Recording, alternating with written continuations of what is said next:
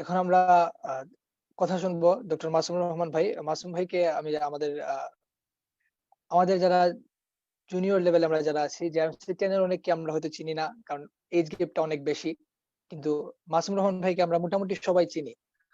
মাসুম ভাই founder of CMSR এবং আজকে এই যে আমাদের জন্য এত সুন্দর একটি প্রোগ্রাম JMC 10 এর সব ভাইদেরকে একসাথে নিয়ে আসা, ওনাদের একটা প্ল্যাটফর্ম ক্রিয়েট করে দেওয়া এবং আমাদের জন্য একটা প্ল্যাটফর্ম ক্রিয়েট করে দেওয়া। এজন্য মাসুম ভাইকে ধন্যবাদ। মাসুম ভাই talk in front of us about importance of research experience. আমি মাসুম ভাইকে রিকোয়েস্ট করব ওনার স্পিচ ডেলিভার করার জন্য।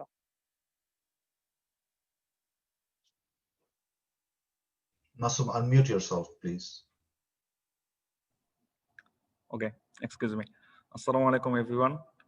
Thank you JMC 10 ব্যাচের ভাইয়াদের এবং জয় সুন্দর একটা প্রোগ্রাম ম্যানেজ করার জন্য। তা সবসময় যেটা হয়, মানুষ শুধু জিজ্ঞেস করে রিসার্চের ইম্পর্টেন্স কি, রিসার্চের ইম্পর্টেন্স কি।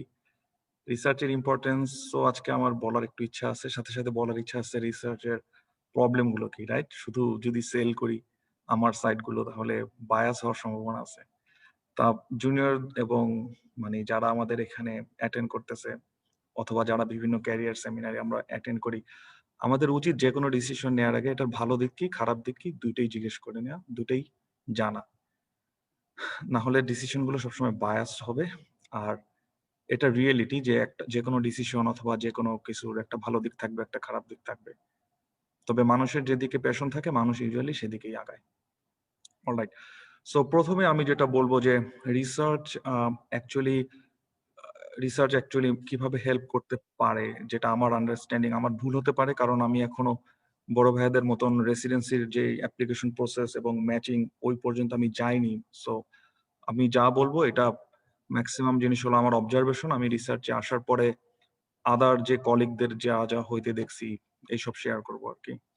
সো ফার্স্ট অফ অল যদি রেসিডেন্সি ম্যাচিং এর কথা বলা হয়, আমার কাছে কেন যেন মনে হয় রিসার্চ কখনোই টপ প্রায়োরিটি পাওয়ার একটা জিনিস না। অবশ্যই টপ প্রায়োরিটি পাবে USMLE স্কোর, তারপরে সেকেন্ড প্রায়োরিটি পাবে ইয়ার অফ গ্রাজুয়েশন, তারপরে প্রায়োরিটি পাবে অবশ্যই ক্লিনিক্যাল এক্সপিরিয়েন্স, অবশ্যই রিসার্চ না। বাট যখন একজন IMG প্রথম USA তে ঢুকতে চায় তখন সে অনেকগুলো বাধার সম্মুখীন হয় তার সিভির বিভিন্ন এক্সপেক্ট বিল্ড আপ করার জন্য। তার মধ্যে একটা হলো আমি কি ভিসা পাবো কিনা, আমি কি USA তে ঢুকতে পারবো কিনা। তারপরের কথা হলো আমাকে লেটার অফ রিকমেন্ডেশন কে দিবে। তারপরের কোশ্চেন হলো আমি অবজারভারশিপ পাবো কিনা, আমাকে অবজারভারশিপ কে ম্যানেজ করে দিবে। আর একটা কোশ্চেন তো থাকতেই পারে যে অনেকেরই দেখি যে রিসার্চ এক্সপিরিয়েন্স আছে, তা আমার কি রিসার্চ এক্সপিরিয়েন্স হবে কিনা। সো আমার কাছে পার্সোনাল যেটা অবজারভেশন যে research can B A gateway. Research আপনার অনেক কিছুর রাস্তা খুলে দিতে পারে যদি আপনি কোনোভাবে একটি রিসার্চ পজিশন ম্যানেজ করে দিতে পারেন। কিভাবে?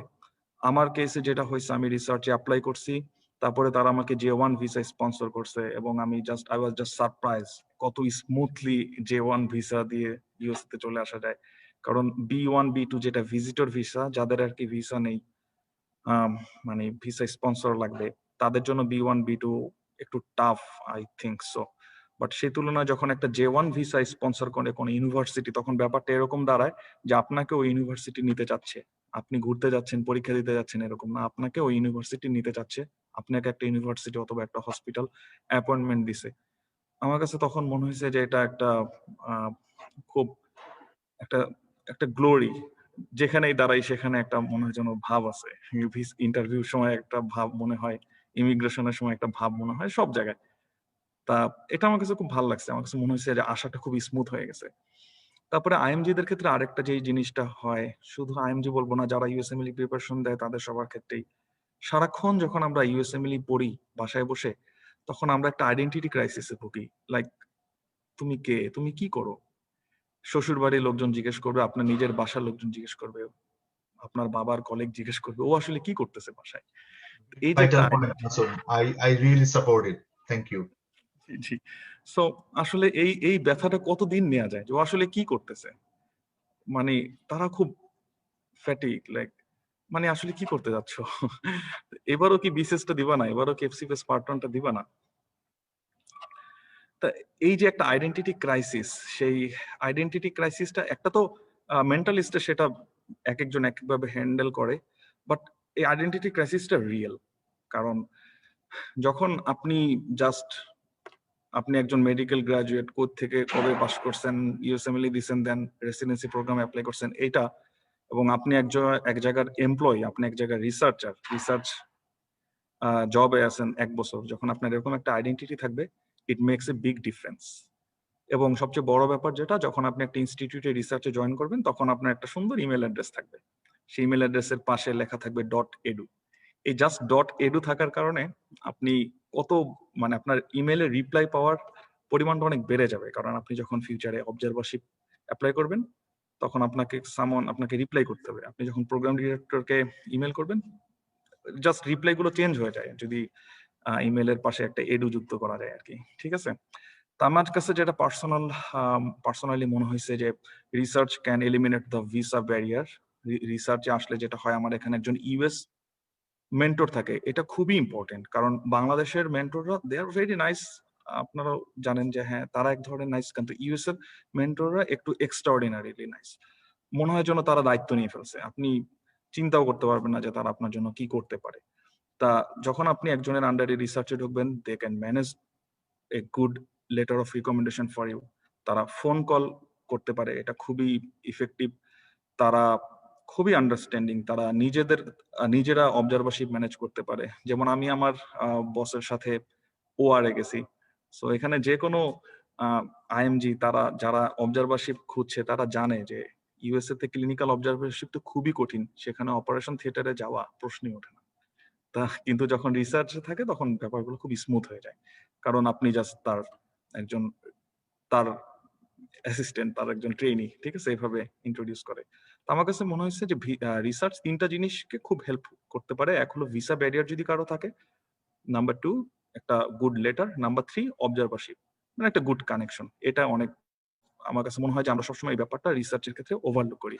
বাট অ্যাগেইন আমি আবার বলতেছি, রিসার্চ ম্যান্ডেটরি না। রিসার্চ না থাকলেও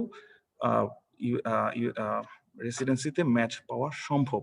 অর্থাৎ এটাতে খুব বেশি এমফাসিস যেন আমরা না করি, এবং টপ প্রায়োরিটি জিনিসকে যেন আমরা কখনোই ওভারলুক না করি। আগে আমরা টপ প্রায়োরিটি জিনিসগুলো চেক করি। সো আমার কাছে পরের ব্যাপার যেটা সবাই কোশ্চেন করে যে ভাইয়া রিসার্চে কিভাবে ঢুকা যায়, কিভাবে পাওয়া যায়। Good question. তা এখানে সবচেয়ে বড় ব্যাপার হলো যে রিসার্চ পজিশন পেতে হলে আমরা ইউজুয়ালি যেটা করি, সবাই যেভাবে পায়, সব আইএমজি যেভাবে পায়, খুব সুন্দর সুন্দর ইমেল পাঠায়, বিভিন্ন প্রফেসরকে খুব সুন্দর সুন্দর ইমেল পাঠায়। ইমেলের মধ্যে এনথুসিয়াজম দেখাতে হয়, ইন্টারেস্ট দেখাতে হয়, কিন্তু ইমেলটা হতে হবে শর্ট, খুব বেশি লম্বা হলে পড়বে না, খুব শর্ট হলে বলবে যে এটা কিসের এনথুসিয়াজম। অর্থাৎ একটা ব্যালেন্সড ইমেল পাঠাতে হয়, টায়ার্ডলেসনেস ভাবে সেই ইমেল গুলো পাঠাতে হবে। যেমন আমি 300 মতন ইমেল পাঠাইছি, আমি একজনকে পাইছি সে 900 ইমেল পাঠাইছে, আমি এরকম মানুষ পাইছি সে 2000 ইমেল পাঠাইছে। তারপরে যখন আপনি অনেকগুলো ইমেল পাঠাবেন, অনেকে আপনাকে রেসপন্স করবে, আপনাকে কিছু কোশ্চেন জিজ্ঞেস করবে।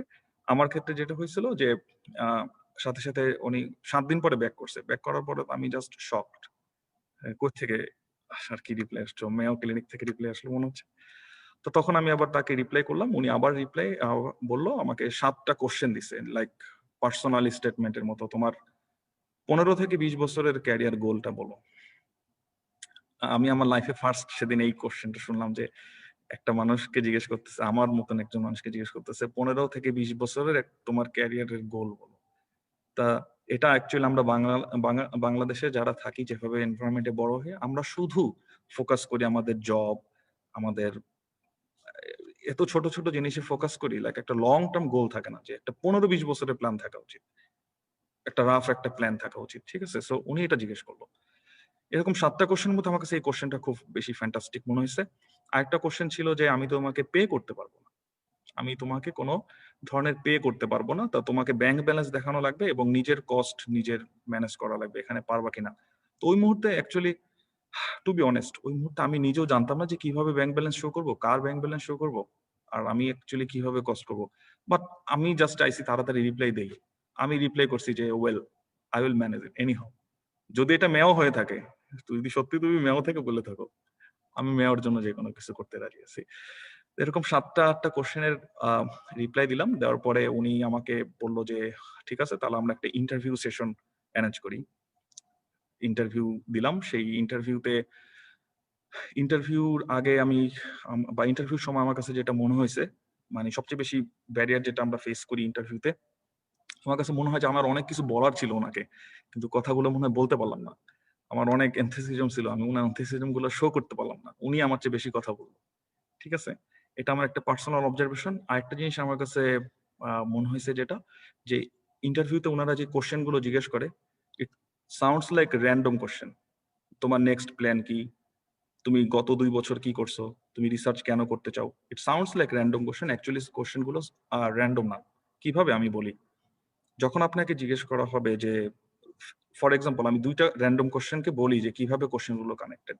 ধরেন আপনাকে জিজ্ঞেস করলো যে tell me about your research passion, then আপনি একটা মুখস্থ স্ক্রিপ্ট বর্ণনা করলেন না, আপনি খুব খুব প্যাশন আছে আপনার রিসার্চের জন্য। তারপরে ধরেন 3-4টা কোশ্চেনের পরে আরেকবার জিজ্ঞেস করলো, হে মাসুম, তুমি কয়দিন রিসার্চের জন্য, মানে কতদিন কমিটমেন্ট করতে পারবা রিসার্চের জন্য? তখন ধরেন আমি অ্যান্সার দিলাম 6 মাস। তাহলে দেখেন আমার প্রথম এই 3-4টা কোশ্চেনের আগে যে কোশ্চেন ছিল, সেই রিপ্লাইতে আমি বলছি আমি খুব প্যাশনেট, পরে আমি বলতেছি আমি 6 মাস টাইম ম্যানেজ করতে পারবো।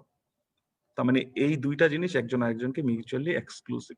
একটা কোশ্চেন, একটা অ্যান্সার, আপনার একটা অ্যান্সার আরেকটা অ্যান্সারকে মিথ্যা প্রমাণ করে দেয়। তো আমার কাছে যেটা মনে হয়েছে ইন্টারভিউর মধ্যে এই একটা ব্যাপার থাকে যে আমরা সবাই মনে করি কোশ্চেনগুলো র্যান্ডম, কোশ্চেনগুলোর অ্যান্সারের সাথে কানেকশন নাই, কিন্তু কানেকশন করতে হয়। অর্থাৎ যে এই রিপ্লাই গুলো দিবে তাকে এটা একটু সামহাও ম্যানেজ করতে হবে যে কিভাবে এটা কানেক্টেড হয়, সেন্স মেক করে। তারপরে আমি যখন অ্যাপ্লাই করি তখন হলো 2018 সাল, আর আমি তখন ইন্টার্নি শেষ হয় 2016 সাল। আই মিন স্টিল আমার কাছে মনে হয় যে সবচেয়ে বেশি ব্যারিয়ার যেটা আমার ফেস করতে হয় সেটা হলো গ্যাপ ইয়ার। যে তুমি এতদিন কি করছো, তুমি ফাইনাল প্রফ দিছো 2015 সালে, ইন্টার্নি মানে হোয়াট ইজ দিস, তারপরে কেন এতদিন পরে তুমি রিসার্চ অ্যাপ্লাই করলা? গ্যাপ ইয়ার এটা খুবই প্রবলেমেটিক একটা ব্যাপার, এটা সামহাও ইন্ট্রোডিউস করতে হবে আমাদের সবাইকে, সেটা রেসিডেন্সি হোক আর রিসার্চ হোক। তারপরে যাই হোক, ফ্যাকাল্টির আরো একজনের সাথে আমার ইন্টারভিউ হলো। ইন্টারভিউ হওয়ার পরে সামহাও হয়ে গেল। আমার এখানে আরেকজন ফ্রেন্ড আছে, আবু বকর সিদ্দিক, ও রিসেন্টলি মেও তে ইন্টারভিউ পেয়ে জব পেয়ে চলে আসছে। ওরও সেম এক্সপিরিয়েন্স, সে অনেকগুলো ইমেল পাঠাইছে, ইমেল পাঠানোর পরে সেম একইভাবে 1-2টা ইন্টারভিউ দিছে, দেন এটা হয়ে গেছে। সো ব্যাপারটা এরকম, বাট রিয়েল চ্যালেঞ্জটা অ্যাকচুয়ালি নিজের সাথে, রিয়েল চ্যালেঞ্জটা অন্য জায়গায় না, রিয়েল চ্যালেঞ্জটা নিজের সাথে। কিভাবে, যে যখন আপনি ডিসিশন নিবেন, যে এক ভাইয়া বলল যে ডিসিশন নেওয়ার স্ট্রাগলটা অ্যাকচুয়ালি খুবই বড়, যে আপনি আগে ডিসিশন নিয়ে ঠিক থাকতে পারবেন কিনা যে আমি রিসার্চ যাব, একটা আনসার্টেনিটি, ঠিক আছে, বা এরকম একটা রিস্ক নিব কিনা। সো ডিসিশনটা অনেক বড় একটা ব্যাপার। আর আপনি অ্যাকচুয়ালি রিয়েলি প্যাশনেট কিনা, তা এই আপনার প্যাশনটা রিয়েল কিনা এটা একটা বিগ কোশ্চেন, এটা কিন্তু রিয়েল নাও হতে পারে। তো যেটা করা দরকার আমাদের প্যাশনটা সবার বাড়ানোর জন্য, আমি ইউজুয়ালি যারা ড্রিমটা পার্সু করতে চায় তাদেরকে একটা সিম্পল জিনিস বলতেছি, যে আপনি যদি এক্সপোজার না বাড়ান, অর্থাৎ আপনি কিন্তু এরকম কারো প্রেমে পড়বেন না যাকে কোনোদিন দেখেন নাই, এটা ইম্পসিবল। তার নামও শুনে নাই, তার কণ্ঠ শুনে নাই, তাকে দেখানো নাই, কিন্তু তার প্রেমে পড়ে যাবেন, এটা ইম্পসিবল। ঠিক আছে, সো যেটা করতে হবে আমাদের এক্সপোজার বাড়াতে হবে। তো এক্সপোজার বাড়ানোর জন্য আমাদের ইউটিউব ভিডিও আছে, ইউটিউবে বিভিন্ন রেসিডেন্সি প্রোগ্রামের ভিডিও আছে, বিভিন্ন হসপিটালের ভিডিও আছে, বিভিন্ন হসপিটালের ক্যাম্পাসের ভিডিও আছে, বিভিন্ন রিসার্চের ভিডিও আছে, বিভিন্ন ওরা রিসার্চ নিয়ে কি কথাবার্তা বলে, কি এটা সেটা দেখায়, এটা খুলতেছে ধোঁয়া বেরোচ্ছে, এটার সাথে এটা মিশাইতেছে, এক্সপেরিমেন্টস করতেছে। So আপনি যদি এই ভিডিওগুলো বারবার দেখেন, আপনার মধ্যে সত্যি একটা প্যাশন ক্রিয়েট হবে, তখন আপনার জন্য অনেক কিছু করা সম্ভব হবে। তা বেসিক্যালি এটাই অ্যাকচুয়ালি রিসার্চ। রিসার্চে যেটা বললাম, অনেকের একটা ধারণা হতে পারে যে then how I will survive, যে আমাকে যদি কোনো জবই করতে, আমাকে যদি আনপেডই থাকতে হয়, তাহলে আমি কিভাবে সার্ভাইভ করব। হ্যাঁ, এটা একটা বিগ কোশ্চেন, বাট আপনি যদি ফেসবুকে দেখেন যে যেটা হয়, আপনাকে প্রথমে আনপেড নিবে সবাই, ঠিক আছে, বাট আপনি যদি ভালো পারফর্ম করতে পারেন, তাহলে আপনার লাইফের স্টোরিটা পার্সুট অফ হ্যাপিনেস মুভির মতন হয়ে যাবে আর কি। ঠিক আছে, অর্থাৎ আপনি 3-4 মাস 6 মাস আনপেড জব করবেন, জব করার পরে ওরাই আপনাকে স্যালারি অফার করবে, ফান্ডেড পজিশন অফার করবে। আলহামদুলিল্লাহ আমার ক্ষেত্রেও সেম ঘটনাটা ঘটছে। আমি 4-5 মাস পরে আমি জিজ্ঞেস করছি, আমি প্রথমে 1 বছরের জন্য আনপেড পজিশনে ছিলাম, তারপরে 4-5 মাস পরে আমি জিজ্ঞেস করছি যে, আমি ডিরেক্টলি বলি নাই যে আমি ফান্ড চাই, আমি বলছি যে আমি তো এই রিসার্চটা কন্টিনিউ করতে চাই অনেকদিন। এইটুকু কথা বললে উনি বুঝে ফেলছে আমি ফান্ড চাই, কারণ আমি রিসার্চটা অনেকদিন কন্টিনিউ করতে চাই, মানে ফান্ড ছাড়া কিভাবে অনেকদিন কন্টিনিউ করবো। তারপরের ল্যাব মিটিং এ উনি বলে দিচ্ছে যে ঠিক আছে, ফান্ড দেওয়া হবে। ঠিক আছে, আর রিসার্চ আরেকটা জিনিস আমার কাছে মনে হয়েছে হেল্প করে, হ্যাঁ, সেটা হলো যে how to interact with people. কারণ যখন আপনি শুধু বাসায় বসে পড়াশোনা করবেন অর ইন্টার্নশিপ করবেন অর মেডিকেল স্কুলে থাকবেন, আপনি আপনি জানবেন না যে ইউএসএ তে টিম ওয়ার্ক কিভাবে কাজ করে। ইউএসএ ফ্যাকাল্টি মেম্বারদের সাথে কিভাবে কথা বলতে হয়, কিভাবে ইজি হতে হয়। কোন ওকের সব মানে এটা ওকে না। সে বলতেছে ওকে কিন্তু এটা ওকে না। এরকম অনেক ট্রিকস আছে। I mean how to interact. This is very, very important. এটাই আমার পক্ষ থেকে এটাই বলার। আমি বলবো যেটা সেটা হলো সম্ভব আমার পার্সোনাল এক্সপেরিয়েন্স যেটা যে আমাদের যদি খুব প্যাশন থাকে এবং আমাদের ট্রাইটা যদি অনেস্ট থাকে এবং হার্ড এনাফ হয়, জাস্ট রাস্তা ওপেন হয়ে যায়। সবকিছুর জন্য রাস্তা ওপেন হয়ে যায়। এটা আমার কাছে মনে হয়েছে। একটু ডিলে হতে পারে, বাট রাস্তাগুলো ওপেন হয়ে যায়। এই আর কি। So I am happy to accept any question and to answer any question if you have any. Thanks, Joy. Thank you ভাই।